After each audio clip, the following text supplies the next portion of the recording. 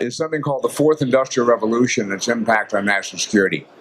And the Fourth Industrial Revolution is something that was developed by the World Economic Forum in Davos, the same thing that does the big conference of world leaders every January. And go ahead, next slide.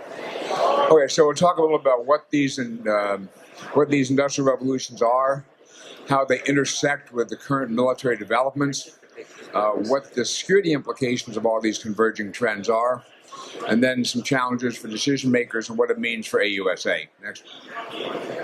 Now, in terms of security here, we're talking very broadly. This is not security from trans-border aggression. This is the UN definition, basically, of security of freedom from want and freedom from fear. So this addresses things like gang violence, it addresses things like domestic violence, it addresses things like food shortages, all that fit under this definition. Next. So the model is the first industrial revolution was basically around 1780s, and that was the use of water and steam power in order to power looms and things like that.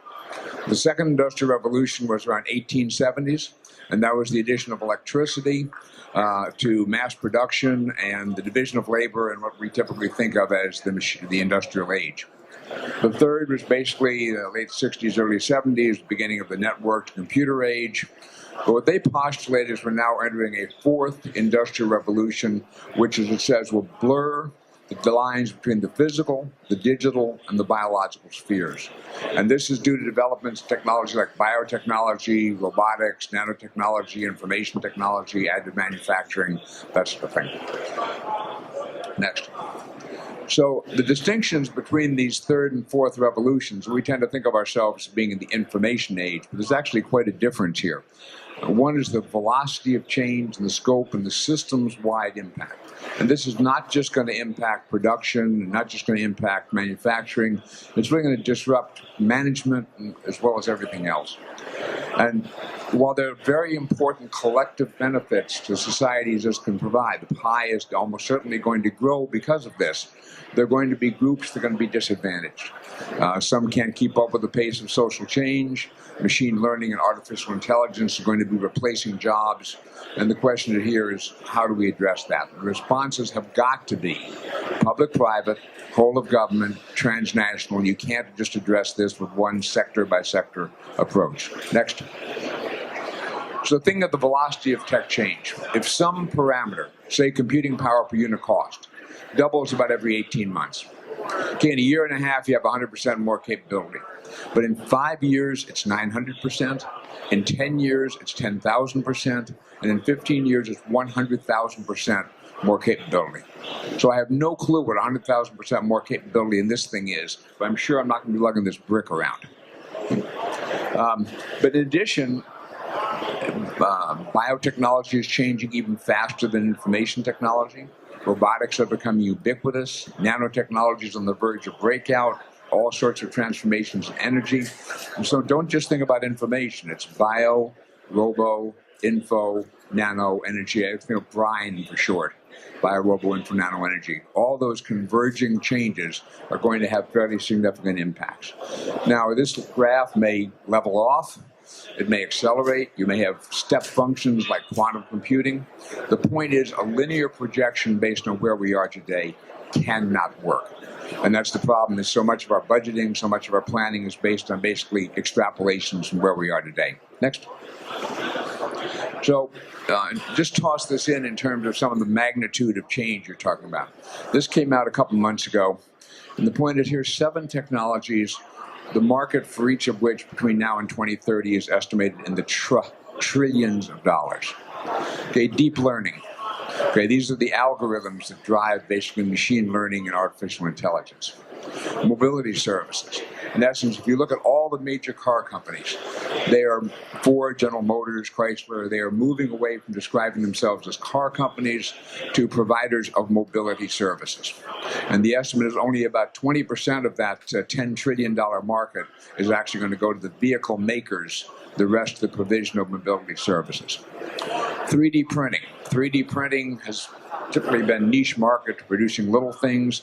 These are now being produced at scale. Adidas, I think, has just begun a situation where you can walk on a treadmill. It will measure the pressures on your feet They will then 3D print an insole for you that will go into a sneaker, a mass-produced sneaker. You can have your own mass-produced, customized sneaker. So this is completely changing the role of 3D printing. How many of you know what CRISPR is? Okay, so CRISPR is a technique for genome editing. Very precisely slice up the base pairs. So if you have a mutation, say, that's causing a disease in a genome, you can cut that mutated part out, put good base pairs in, and fix it. I mean, there's so much potential here, but it hasn't even made it to the investors' radar yet. Mobile transactions, Africa, Asia, particularly, is much far ahead than we are in terms of mobile money, mobile banking.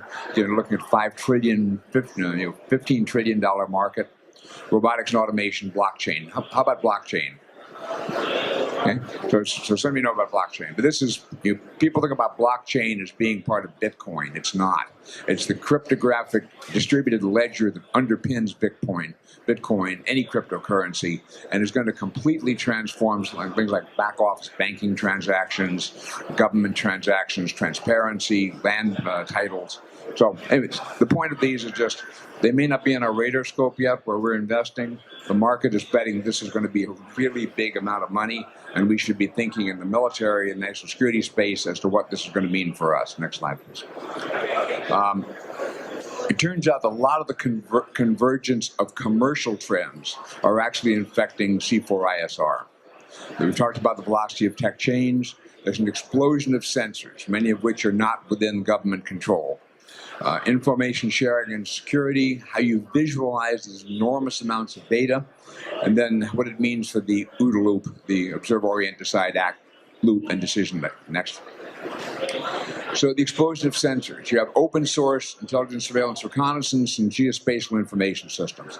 These used to be the province of governments, really your billion-dollar satellites. Nowadays, basically you can image any part of the planet within a day with commercial imagery, typically sub-meter imagery.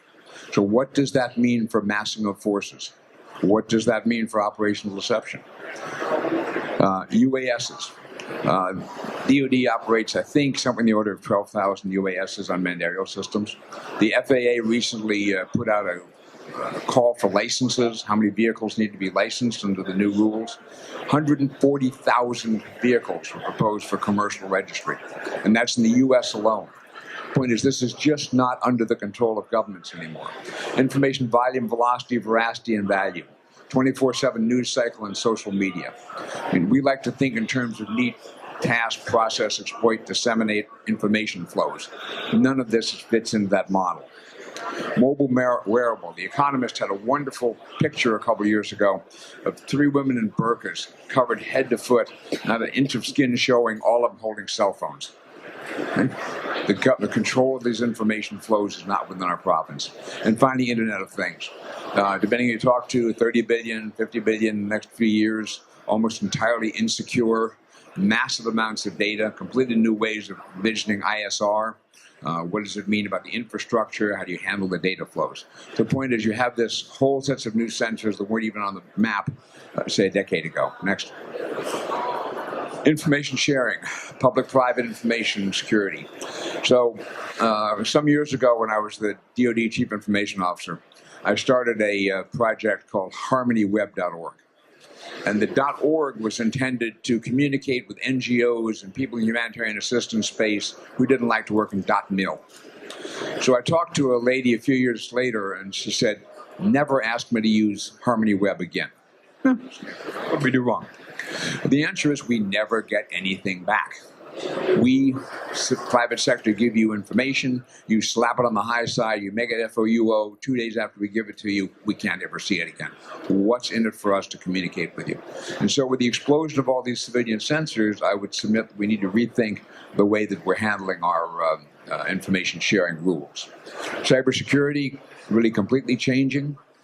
We talked about blockchain. Near real-time anomaly detection. The power grid in Hawaii is being instrumented so that the entire grid, thousands of sensors across the grid to measure differences in phase angle among the different connectors of the grid.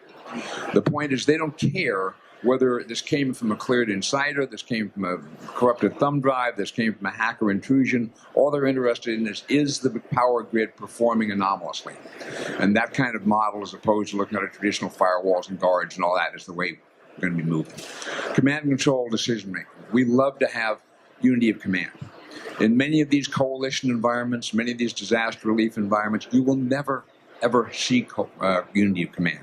The issue is, how do we get to unity of action where there is no unity of control? This is a picture of the Haiti earthquake, but you've got U.S. forces, Haitian forces, UN forces, NGOs, DoD civilians, Haitian government civilians. How do you get chaos or get control out of that chaos? Next, please. Data visualization. All right, this data thing over here on the left is actually looking at radiation patterns after the Fukushima nuclear disaster. And the X and Y axis is just a map. The Z axis is time. But if you look at each one of those little dots, there are actually lots and lots of little sub features in there. That graphic can show over 100 different variables in one picture.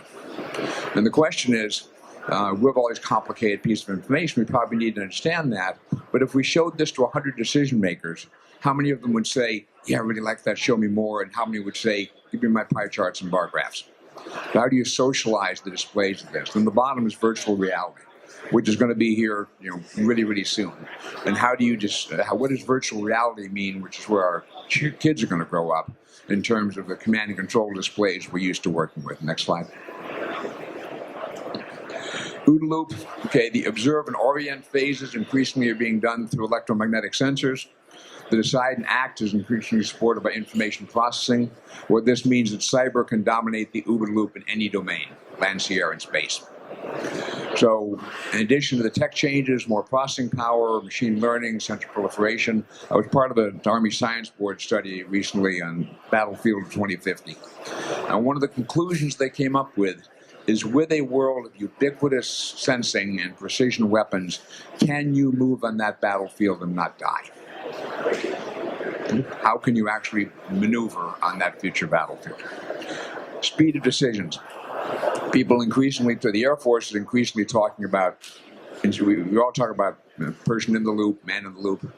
The Air Force is talking about person on the loop. Because if you wait for the network graph to turn from green to yellow to red, you've lost. This fight has to be fought at machine speed between the computers, and if the person gets in that decision loop, you can't possibly keep up. So what kind of person on the loop, kind of delegation of authority to the machines are you going to have, and how do you decide to delegate those rules of engagement? Next. Cheap technology. All right. Small, smart, and cheap. You've got additive manufacturing. It costs now a couple $100 to print a quad rotor. It costs a couple $100 to print an explosively formed penetrator. Right? So a cylinder with a copper lining with C4 in it. So nanotech is providing all kinds of new, highly energetic explosives and new materials. Space-like capabilities, space-like. I mentioned the commercial geospatial, operationally responsive space. You can launch now in days to weeks rather than months to get a new bird on orbit. Aerial layer, you've got more things in the over-the-horizon, beyond line of sight. So the convergence of all these things, imagine that I go out and I print maybe 20 3D drones for a few $1,000s. I put an explosive fully formed penetrator on each of them. I give them a cell phone for guidance. I say, go fly to this location and look for the pattern recognition of the intersection of a large aircraft fuselage with a wing root. Set yourself down, blow yourself up. In an afternoon, for probably under $20,000, you could take out the entire American strategic lift capability in Central Asia at Bagram, or just shut down the global air traffic system through Heathrow or Narita or Dulles. This is not some miraculous thing that you have to wait for. These are flying today. The question is, how do we adapt? So small, smart, and cheap is what TX Hammers has written a number of articles about this. Excellent investments for small stakeholders. They can both be good and bad for us. Obviously, the IED now finds you. But You could also have our small allies in the Baltic states or Philippines or places like that where their fixed infrastructure might be destroyed early on. We'd have containers of these sort of small drones moving around the countryside, ready to launch, ready to make it hard for any sort of attacking force. So it can be plus and minus. Next slide. So some of the real issues here are what are the job-related security issues of this fourth industrial revolution? Again, they can raise the global incomes, improve the quality of life of all sorts of people. But it's also going to be much more inequality and disruption in the labor markets. You're going to basically see a hollowing out of the middle class, loss of good middle class jobs, more low skill, low pay, and supplemented by a few high skill, high pay. Service jobs, particularly vulnerable. There's a McKinsey Global Institute report from earlier this year.